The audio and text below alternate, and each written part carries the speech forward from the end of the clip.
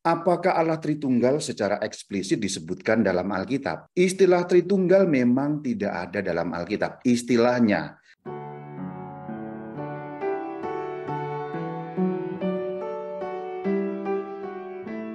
Saudara-saudari semuanya, Shalom Alaikum. Kita mau bicara mengenai Allah Tritunggal, inti iman Kristen.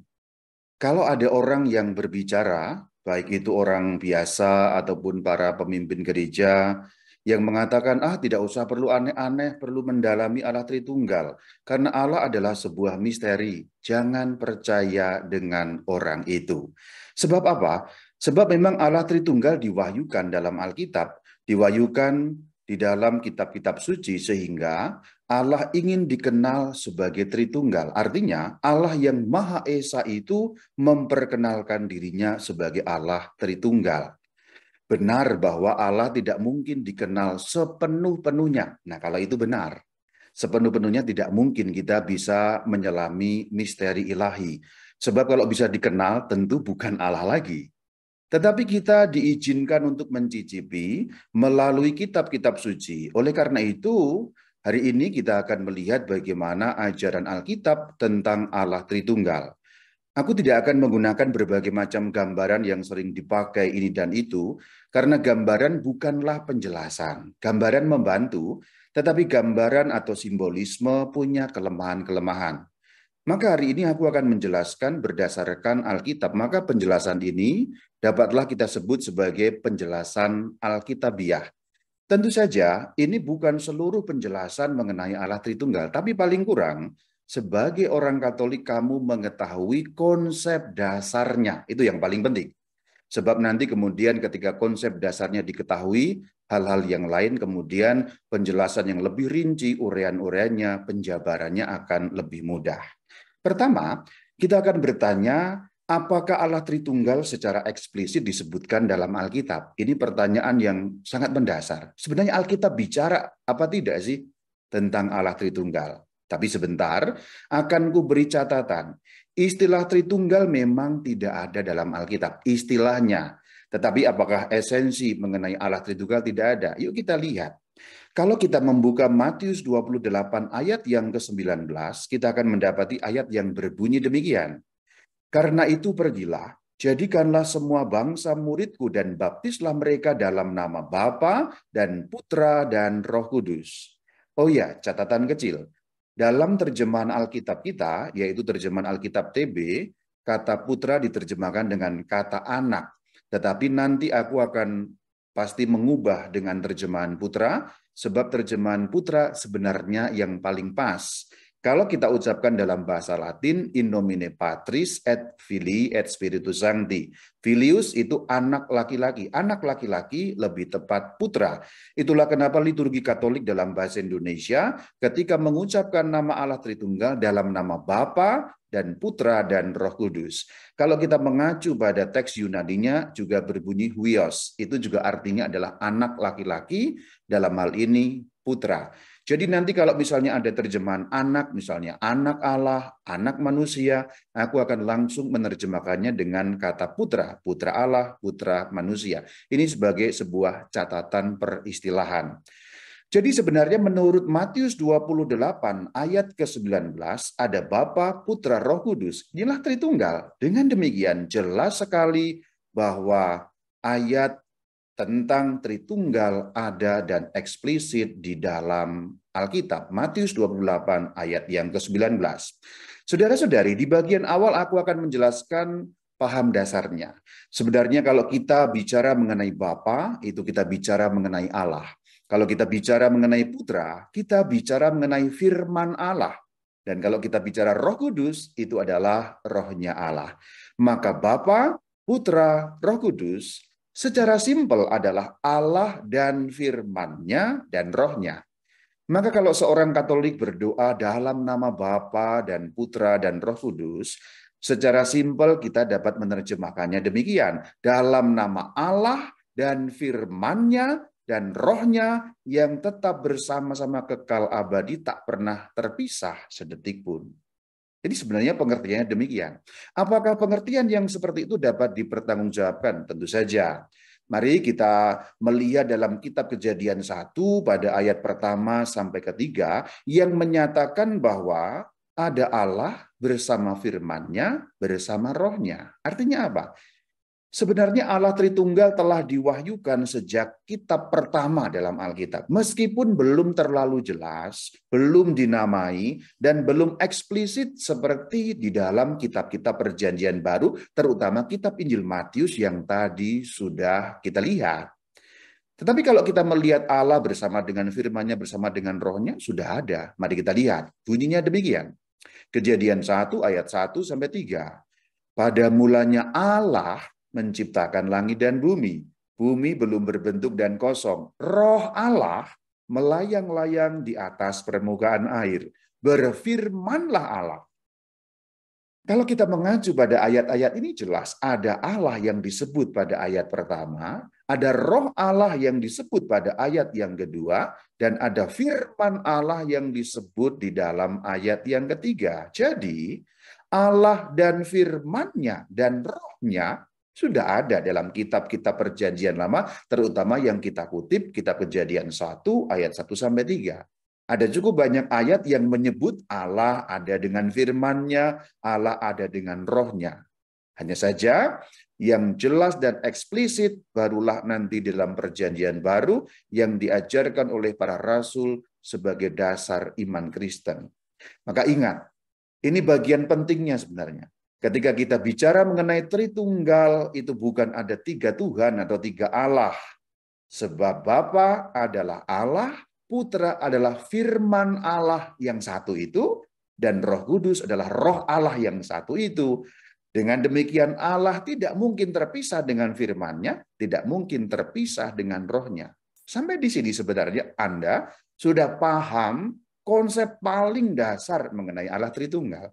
Kalau penjelasan mengenai Allah Tritunggal dimulai dari sini, maka itu mudah sekali menjelaskannya. Dan nanti ada banyak ayat Alkitab yang mendukung itu. Ini kita nanti belum akan bicara tentang para bapak gereja ya. Ini kita baru bicara mengenai Alkitab, jadi tinjauan Alkitabiah. Nanti kita akan lihat lebih lanjut, tapi kalau Anda sampai di sini berhenti, konsep dasarnya sudah dipegang. Mari kita kembangkan untuk makin memperjelas lagi. Kita lihat pertanyaan yang kedua. Bagaimana Allah jika tidak ada firman-Nya? Atau bagaimana Allah tanpa firman-Nya? Kita gambar demikian. Jadi Allah hanya dengan rohnya dan Allah tanpa ada firman. Kita ingat dalam kitab Kejadian pada bab pertama ayat 3, ayat 6, ayat 7, ayat 9, beberapa ayat yang saya pilih. Sebenarnya ada ayat cukup banyak, tapi aku pilih 3 bagian saja. Berfirmanlah Allah. Ayat 3, jadilah terang, lalu terang itu jadi. Ayat 6, jadilah cakrawala, dan jadilah cakrawala itu. Jadilah demikian.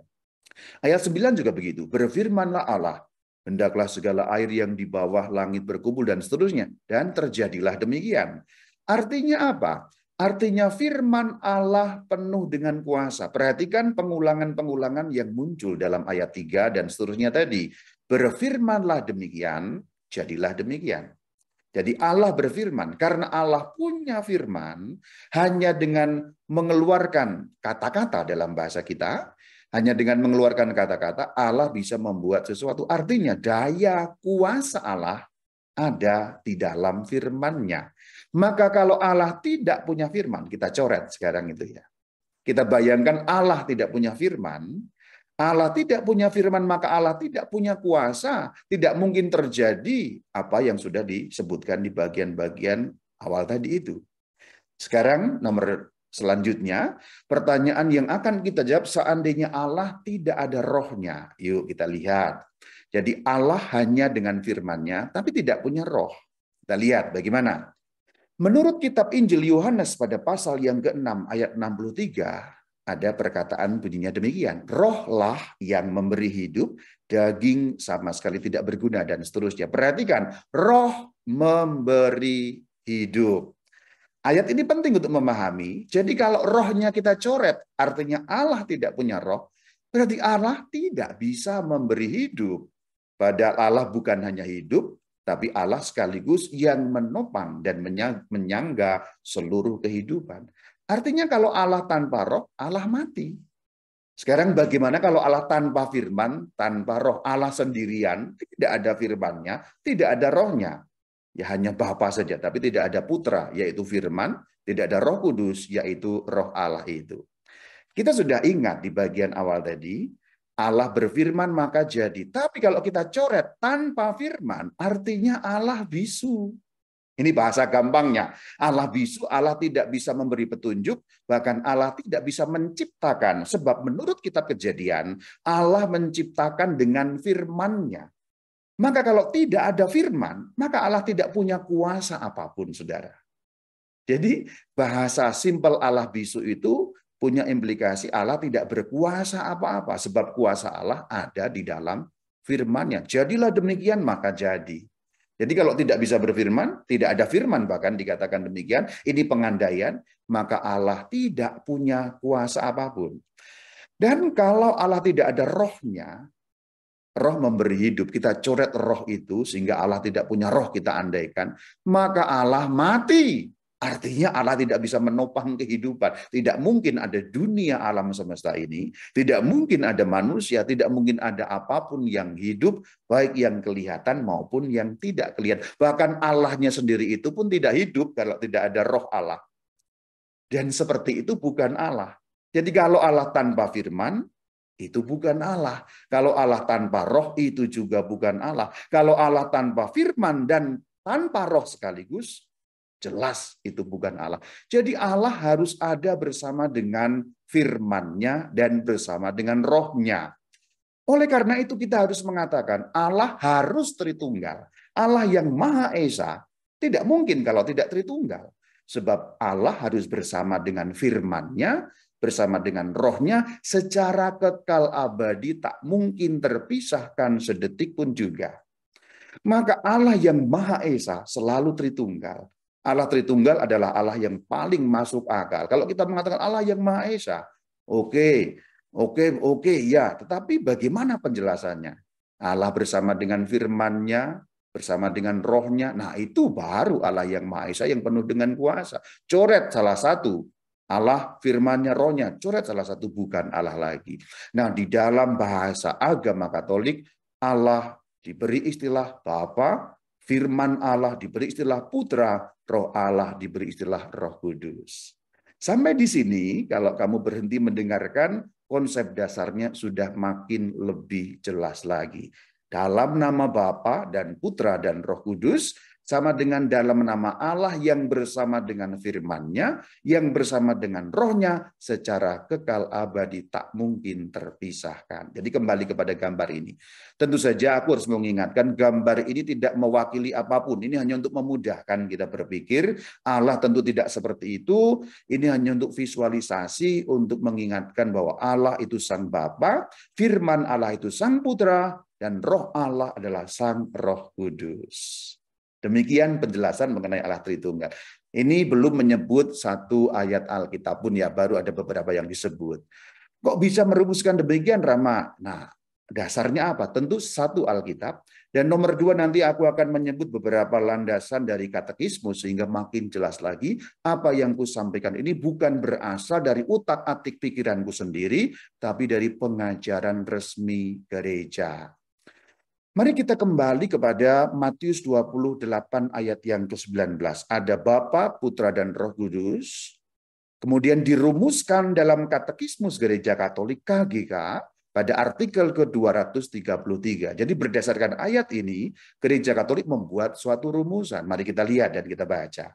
KGK 233. Orang Kristen dibaptis atas nama, dalam tanda kurung, tunggal. Jadi nama tunggal, dan bukan atas nama-nama jamak Bapa, Putra, dan Roh Kudus. Artinya, ketika dibaptis, orang yang dibaptis itu diucapkanlah nama kepadanya, nama Bapa, Putra, dan Roh Kudus. Lihat kembali Matius 28. Perhatikan, baptislah mereka dalam nama.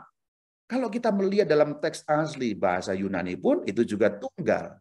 Jadi bukan dalam nama-nama Bapa, Putra, dan Roh Kudus, tapi dalam nama. Dalam bahasa Inggris misalnya kalau kita mengucapkan, kalau bahasa Indonesia kan kadang-kadang tidak terlalu tampak ya soal tunggal dan jamak ya. Kalau dalam bahasa-bahasa barat sangat kelihatan. Misalnya dalam bahasa Inggris ya, in the name, ya name tidak dikatakan in the names ya. Dalam bahasa Latin in nomine, nomine. Nah, itu juga tunggal.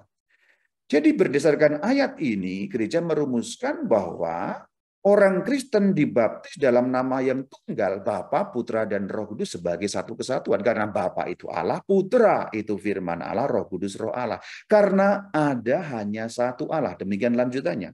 Bapa yang Maha Kuasa dan Putranya yang tunggal dan Roh Kudus yang itu disebut Tritunggal Maha Kudus.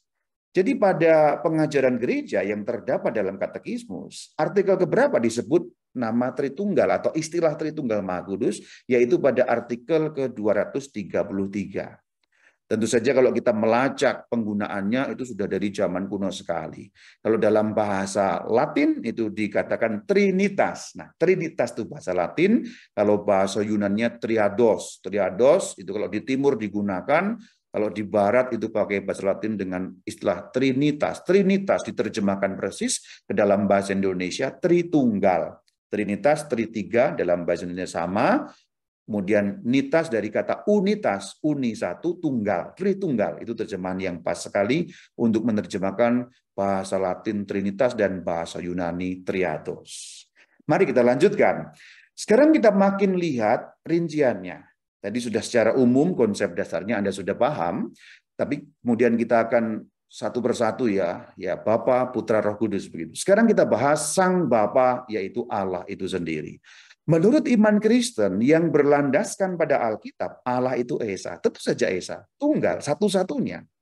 Sangat jelas dalam kitab Ulangan 6 ayat yang keempat, ini yang menjadi bagikan syahadatnya orang Yahudi, yang kalau dalam bahasa Ibrani berbunyi Shema, Shema Yisrael, Adonai Eloheinu, Adonai Echad. Atau kalau dinyanyikan Shema Yisrael, Adonai Eloheinu, Adonai Echad. Echad itu Esa. Terjemahannya dalam bahasa Indonesia, dengarlah hai orang Israel. Shema Yisrael. Tuhan itu Allah kita, Tuhan itu Esa, Tuhan itu satu. Ada banyak ayat yang menyatakan itu. Ini yang paling jelas saja kunyatakan. Kalau kita pindah ke perjanjian baru, yaitu dari surat pertama Timotius pada pasal yang kedua, ayat yang kelima juga dikatakan demikian. Allah itu Esa, dan Esa pula dia yang menjadi pengantara antara Allah dan manusia. Demikian juga kalau kita membuka surat Yakobus pada pasal yang kedua, ayat yang ke-19 juga cukup jelas dikatakan, engkau percaya bahwa hanya ada satu Allah saja, dan seterusnya. Itulah kenapa kredo di dalam gereja Katolik itu dimulai dari credo in unum Deum, credo in unum Deum, unum satu, Deum Allah. Aku percaya akan satu-satunya Allah. Aku percaya akan satu Allah, yaitu Bapa, Putra, dan Roh Kudus. Allah yang bersama dengan firman-Nya, yang bersama dengan Roh-Nya kekal abadi, tak terpisahkan sedetik pun juga. Mari kita lihat selanjutnya. Nah, di dalam Alkitab, Allah yang Esa itu juga disebut Bapa. Jadi pertama-tama yang mengajarkan menyebut Allah itu bukan Sang Kristus. Sudah ada. Sebelum Sang Kristus, itu sudah ada sebutan untuk Allah, yaitu Bapa. Contohnya kitab Ulangan 32 pada ayat yang ke-6. Kitab Ulangan itu kan kitab Taurat ya, bagian dari perjanjian lama yang sudah ada sebelum zaman Tuhan Yesus. Artinya, yang pertama-tama mengajarkan menyebut Allah sebagai Bapa bukan Tuhan Yesus. Tuhan Yesus nanti melestarikan atau melanjutkan sebutan itu, atau dalam bahasa Jepang jelas dan gampang mempopulerkan dan kemudian menggariskan demikian bagi para pengikutnya. Kita lihat Ulangan 32 ayat yang ke-6. Demikianlah engkau mengadakan pembalasan terhadap Tuhan. Bukankah ia Bapamu yang menciptakan engkau? Ianya itu Allah, Tuhan Allah Israel ya, Yod-Heh-Vah-He ya. Bukankah Yod-Heh-Vah-He itu Bapamu? Jadi Allah disebut sebagai Bapa dalam Ulangan 32 ayat yang ke-6. Masih dalam perjanjian lama untuk mengatakan ini bukan buatannya Tuhan Yesus. Mazmur 89 ayat yang ke-27. Mari kita baca. Dia pun akan berseru kepadaku, kunya Allah, Bapakku engkau Allahku. Nah, jelas sekali. Allahku, Bapakku, Allah adalah Bapa. Satu lagi, dalam Maleakhi 2 ayat yang ke-10. Bukankah kita sekalian mempunyai satu Bapa? Loh, Bapa apa yang dimaksud? Kalimat lanjutannya. Bukankah satu Allah? Jadi Allah disebut sebagai Bapa. Jadi jelas sekali, saudara, oleh Alkitab, sejak zaman Perjanjian Lama, Allah disebut Bapa. Nah, kemudian ketika Sang Firman menjadi manusia, yaitu Yesus Kristus, yang kita kenal dalam Yesus dari Nazaret, yang kita gelari Kristus, yang kemudian juga diimani oleh para rasul sebagai Sang Mesias alias Kristus. Kemudian Allah yang Esa itu pun juga disebut Bapa, bahkan diperkenalkan dengan cara demikian oleh Sang Kristus. Matius 5 ayat 48. Nanti akan aku kutip satu persatu dari kitab Injil supaya adil ya. Matius, Markus, Lukas, Yohanes ada semua ya. Kita lihat sekarang Matius. Haruslah kamu sempurna sama seperti Bapamu yang di surga sempurna. Markus sekarang pada pasal yang ke-11 ayat yang ke-25. Jika kamu berdiri untuk berdoa, ampunilah dahulu sekiranya seseorang bersalah terhadap kamu, supaya juga Bapamu yang di surga. Tentu karena Bapamu yang di surga, Allah yang dimaksud dalam ayat ini.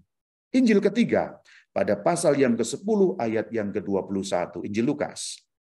Bergembiralah Yesus dalam Roh Kudus dan berkata, aku bersyukur kepadamu Bapa, Tuhan langit dan bumi, Bapa itulah yang berkenan kepadamu, dan seterusnya. Jelas, Bapa Tuhan langit dan bumi yang dimaksud Allah.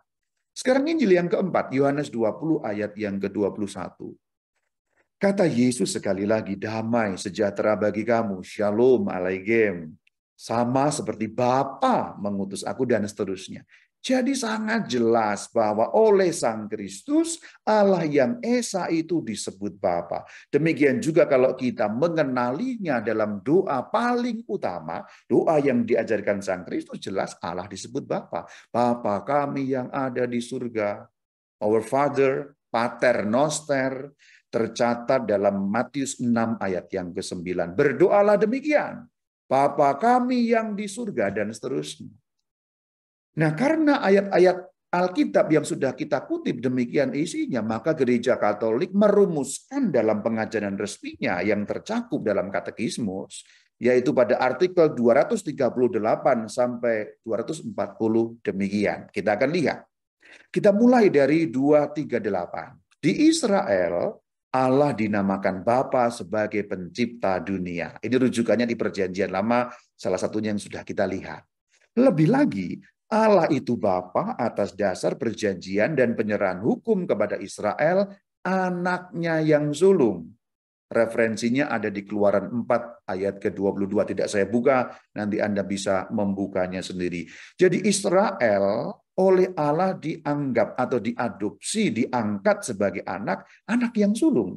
Itulah kenapa dalam tradisi Kristen kan umat Israel disebut sebagai umat perjanjian yang pertama. Perjanjian lama juga bisa, tapi juga ada banyak teolog yang mengatakan perjanjian pertama. Perjanjian kedua itu perjanjian baru. Jadi Israel anak sulung, maka Allah itu bapaknya. Ini mengacu pada kitab-kitab perjanjian lama. Lanjutan masih pada artikel 238. Secara khusus, iya maksudnya Allah adalah Bapa kaum miskin, yatim, dan janda yang berada di bawah perlindungannya yang penuh kasih. Ini rumusan-rumusan dalam ajaran resmi yang mengacu pada ayat-ayat suci Alkitab.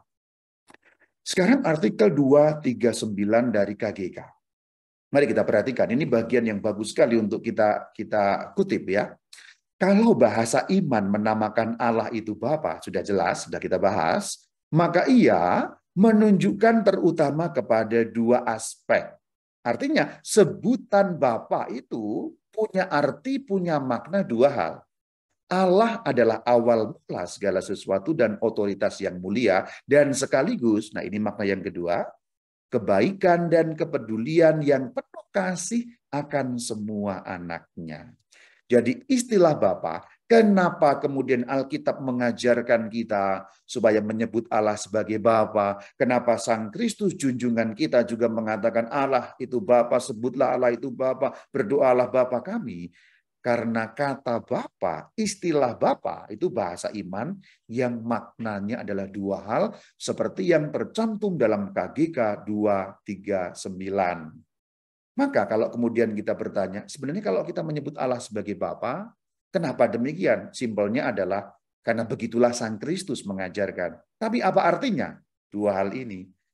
Allah disebut Bapa karena beliau adalah awal mula segala sesuatu. Sumber segala sesuatu, otoritas yang mulia. Yang kedua, karena Allah itu baik dan peduli kepada semua anaknya. Semua ciptaannya adalah anaknya yang diangkat menjadi anak-anaknya. Kalau anak yang asli, putra yang asli adalah Sang Firman yang nantinya menjadi manusia setelah genap waktunya. Jadi istilah Bapa punya dua arti. Apa itu? Sumber segala sesuatu dan begitu baik dan peduli. Maka ada lagu kan, Allah peduli, kan gitu. Allah peduli itu kalau dalam perumusan iman, Bapa. Karena peduli kepada semua anak-anaknya. Kemudian artikel 240, Yesus mewahyukan bahwa Allah merupakan Bapa. Jelas, tak terbantahkan, ayat-ayat suci Alkitab menjelaskan demikian, KGK sebagai ajaran official, ajaran resmi gereja, mengajarkan demikian. Dengan demikian, kita dapat membuat satu kesimpulan kecil kenapa Allah disebut Bapa, karena Kristus mengajarkannya demikian bagi kita. Demikian pembahasan mengenai Sang Bapa selesai. Allah adalah Sang Bapa. Kita masuk poin yang selanjutnya, pembahasan mengenai firman Allah, yaitu Sang Putra yang disebut sebagai Sang Putra. Pembahasan yang kedua ini kita mulai dari sebuah pertanyaan. Apakah Alkitab menyatakan bahwa firman Allah disebut Sang Putra? Kenapa harus kembali kepada Alkitab? Ya jelas sekali. Dan juga karena pembicaraan saya tinjauannya pertama-tama adalah Alkitabiah dengan sedikit kata ketis. Itulah kenapa mengutip ayat-ayat Alkitab dan juga mengutip KGK sebagai katekismus yang utama bagi gereja Katolik. Maka kita penting untuk tanya, apakah firman Allah disebut putra dalam Alkitab? Jangan-jangan karang-karangan. Kalau ternyata Alkitab tidak mencantumkan demikian, berarti apakah layak kita menyebut Sang Firman sebagai putra? Yuk kita lihat. Kita kembali pada Matius 28 ayat 19. Ada Bapa, Putra, dan Roh Kudus. Siapa yang dimaksud itu? Dalam Matius 28 ayat 19 jelas eksplisit dikatakan Bapa, Putra, dan Roh Kudus. Kita akan tahu siapa itu putra dengan membandingkan ayat ini dengan surat pertama Yohanes pada pasal yang kelima ayat yang ketujuh. Demikian bunyinya.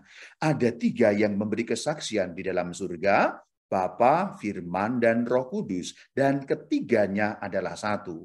Ini juga salah satu ayat yang dapat kita kutip untuk membuktikan bahwa ajaran Tritunggal tercantum dalam Alkitab Bapa, Firman, dan Roh Kudus. Kita jajarkan sekarang Matius 28 ayat 19 yang sudah dikutip sejak awal, kemudian yang barusan kita kutip 1 Yohanes 5 ayat yang ke-7. Perhatikan, dalam nama Bapa, Putra, Roh Kudus, demikian dikatakan Matius 28. Nah, kemudian Bapa, Firman, Roh Kudus, demikian surat pertama Yohanes. Jadi sebenarnya Putra dan Firman mengacu pada hal yang sama. Dengan demikian, kalau kemudian kita melihat ayat di dalam Matius 28 dan surat pertama Yohanes pada pasal yang kelima, jelas Alkitab menyatakan bahwa firman Allah itu disebut sebagai putra. Ini bukan satu-satunya. Sekarang kita membandingkan Yohanes 1 ayat yang ketiga dan Ibrani 1 ayat yang kedua. Untuk makin memperjelas bahwa memang firman Allah itu istilahnya putra dalam Alkitab. Atau setiap kali Alkitab mengatakan putra dalam konteks Tritunggal, Bapa, Putra, Roh Kudus, yang dimaksud adalah firman Allah. Mari kita lihat satu persatu. Yohanes 1 ayat 3. Segala sesuatu dijadikan oleh dia. Dia yang dimaksud firman. Nanti lihat konteksnya ayat 2 dan ayat 1. Oke, tidak kita bahas secara panjang lebar, tapi saya andaikan demikian, nanti Anda bisa lihat sendiri. Segala sesuatu dijadikan oleh firman. Dan tanpa firman, tidak ada sesuatu pun yang telah jadi dari segala yang telah dijadikan. Ini jelas referensinya dalam kitab Kejadian pada bab 1 yang sudah kita kutip. Berfirmanlah Allah. Jadi segala sesuatu diciptakan oleh firman Allah. Sekarang kita buka pada surat Ibrani, yaitu pada Ibrani 1 ayat yang kedua. Pada zaman akhir ini, maksudnya Allah berbicara kepada kita dengan perantaraan putranya. Nah jelas, yang telah ia tetapkan sebagai ahli waris segala sesuatu. Melalui dia, melalui putra maksudnya, Allah telah menjadikan alam semesta. Kita jejerkan supaya makin jelas. Yohanes 1 ayat 3 mengatakan, segala sesuatu dijadikan oleh firman. Ibrani 1 ayat 2 mengatakan, melalui putra Allah menjadikan alam semesta. Jadi dengan demikian, dengan membuat perbandingan antara kedua ayat ini, kita tahu putra adalah firman. Firman sebutannya putra dalam Alkitab. Maka kalau kita mengatakan dalam nama Bapa dan Putra, putra yang dimaksud adalah firman Allah. Maka oleh Alkitab firman Allah itu disebut putra dengan sah dapat kita pakai, bukan buatan Rama Bayu, bukan buatan gereja Katolik, bukan bualan, bukan omong kosong, tapi jelas landasan dasar-dasarnya dalam ayat-ayat suci. Sekarang kita bahas mengenai firman. Khusus ya, kita fokuskan mengenai firman yang tidak lain adalah putra di dalam sebutan Tritunggal. Yuk kita mengarahkan diri. Pertanyaan pertama untuk membahas firman, apakah firman itu ilahi? Apakah firman itu ilahi, divine atau tidak? Atau dengan kata lain, apakah firman itu Allah atau bukan gitu?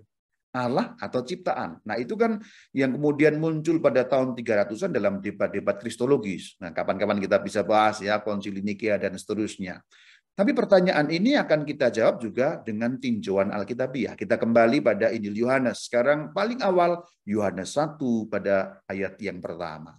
Pada mulanya ada firman. Firman itu bersama-sama dengan Allah. Dan firman itu adalah Allah. Perhatikan, firman itu adalah Allah. Bagian yang dicetak dengan warna kuning, kalimat terakhir dalam Yohanes 1 ayat 1. Firman itu adalah Allah. Jelas dengan demikian. Kalau kita kemudian mengacu pada bagian awal tadi, firman itu disebut putra, dan ada ayat yang mengatakan firman itu adalah Allah, berarti sang putra itu Allah. Tapi kemudian kita bisa membahas, kalau kita mengacu pada surat Galatia pada bab 4 ayat 4, demikian ada bunyi ayat yang mengatakan, setelah genap waktunya, perhatikan, setelah genap waktunya, Allah mengutus putranya. Kita berpedoman pada ayat-ayat yang sudah kita bahas. Putra itu sang firman. Berarti ayat ini, Galatia 4 ayat 4, dapat kita baca demikian. Dalam pengertian tentu saja, bukan untuk mengubah ayatnya. Ayatnya berbunyi putra. Setelah genap waktunya Allah mengutus putranya yang lahir dari seorang perempuan. Karena putra adalah firman Allah, maka ayat ini dalam pengertian kita bisa baca demikian. Setelah genap waktunya Allah mengutus firman-Nya. Untuk apa? Untuk lahir dari seorang perempuan. Dan itu akord dengan Yohanes 1 ayat 14. Firman itu telah menjadi manusia dan tinggal di antara kita. Kembali ke Galatia 4 ayat 4. Allah mengutus putranya yang tidak lain firman-Nya. Kembali ke Yohanes 1 ayat 14. Firman itu, sang putra tadi, telah menjadi manusia dan tinggal di antara kita. Siapa? Sang firman yang menjadi manusia, Yesus Kristus. Kalau kita kembali ke Galatia 4 ayat 4, perhatikan, lahir dari seorang perempuan. Yang dimaksud seorang perempuan adalah Bunda Maria yang tersuci itu.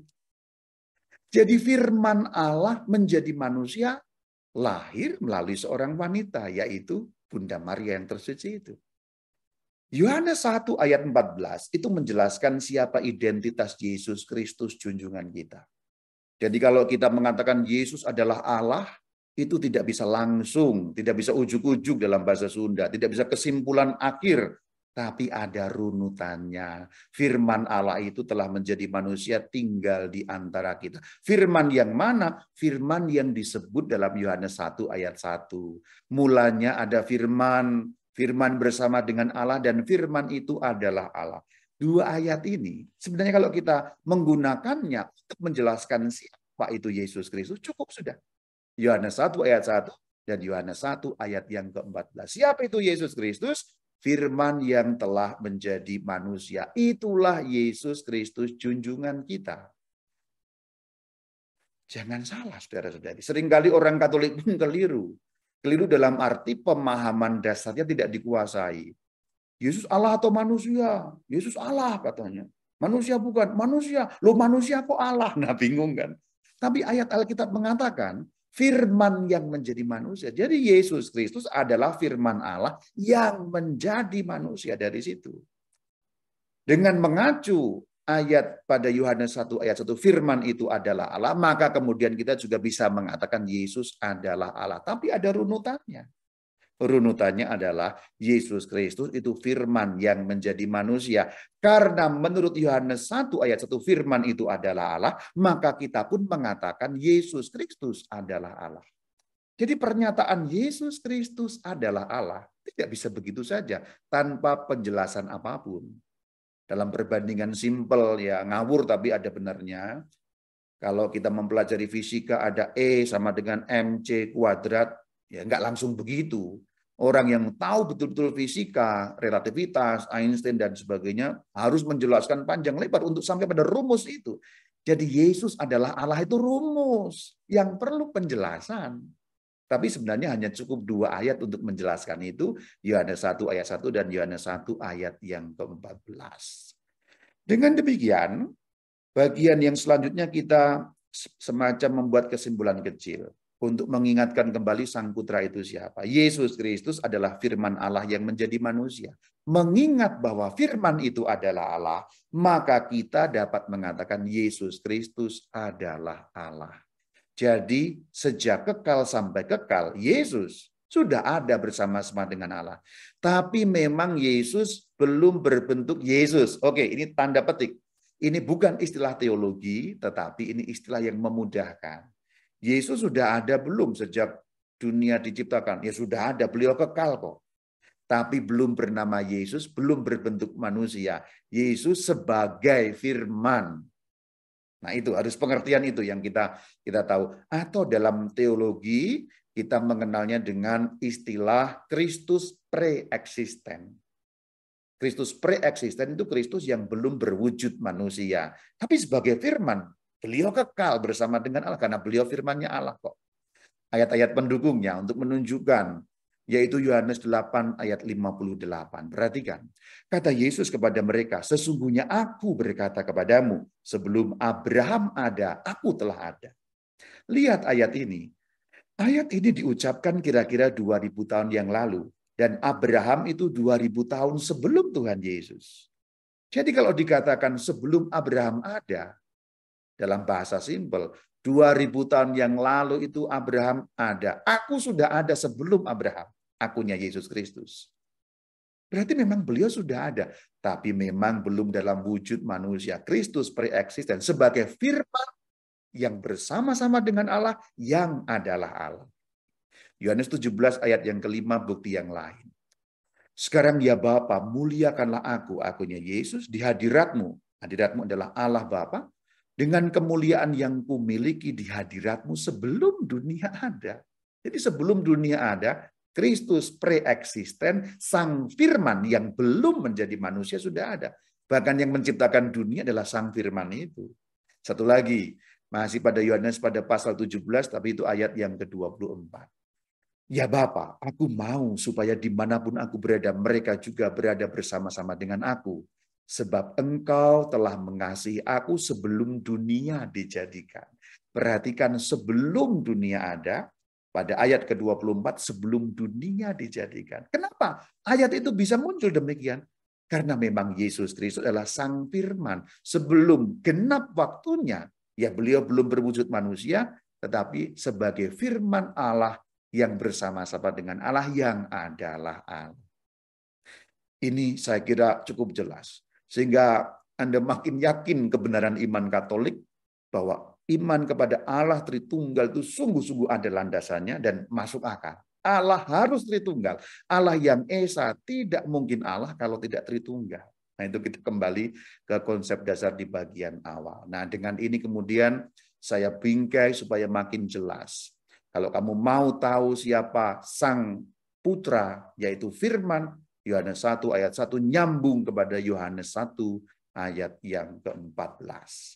Dengan demikian, penjelasan mengenai pribadi kedua Tritunggal selesai, yaitu Sang Firman. Umumnya orang itu ribut atau orang itu bingung, orang itu pusing. Biasanya pribadi yang kedua.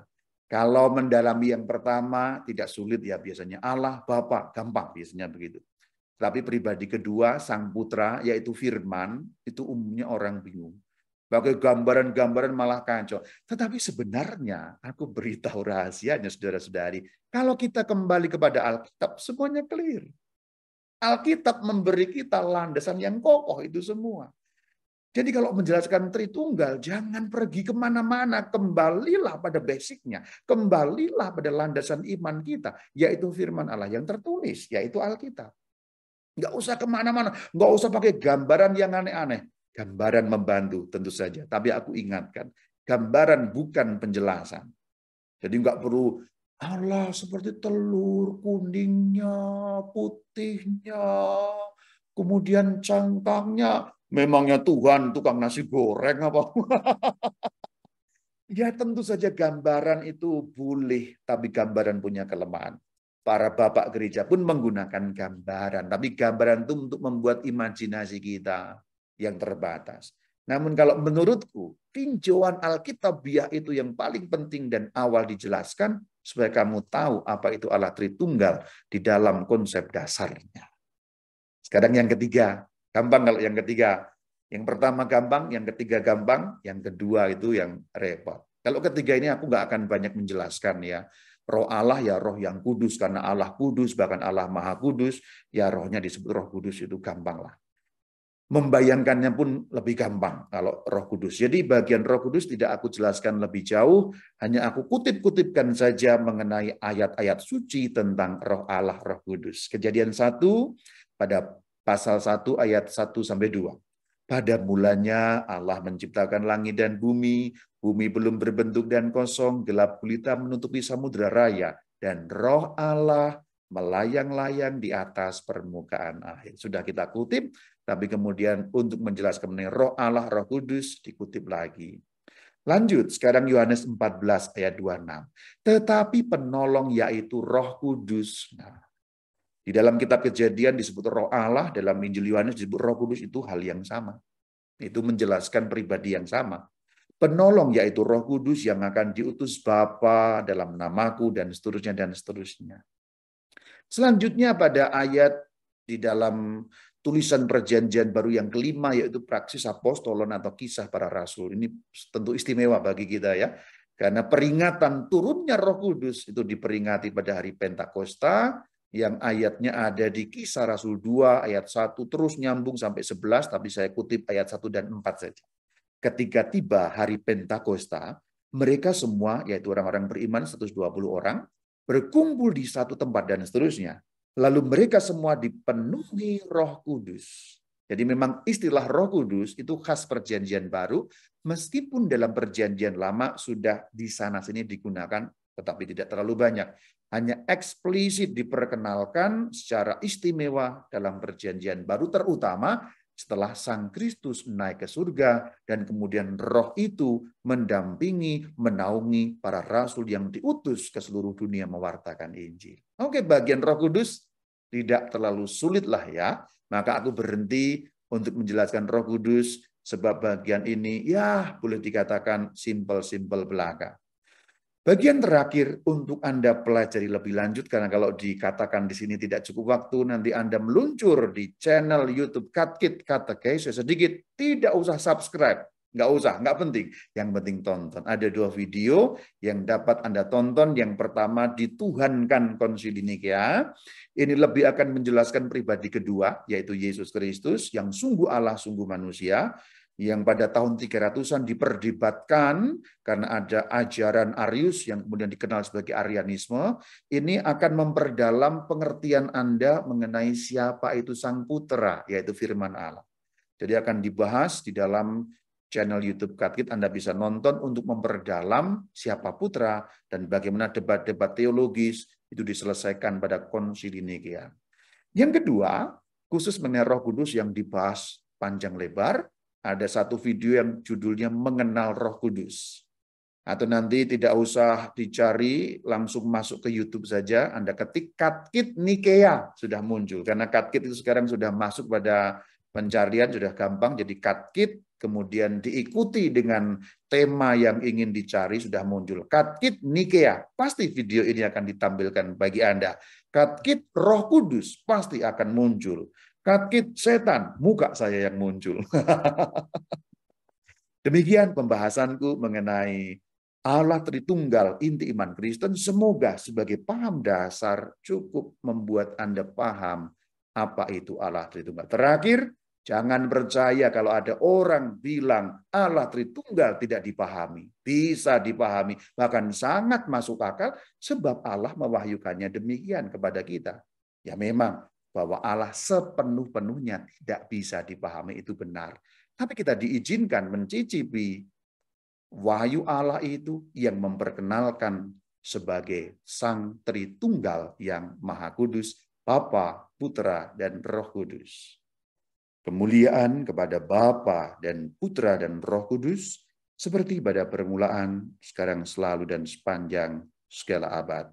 Amin. Shalom Alaikum.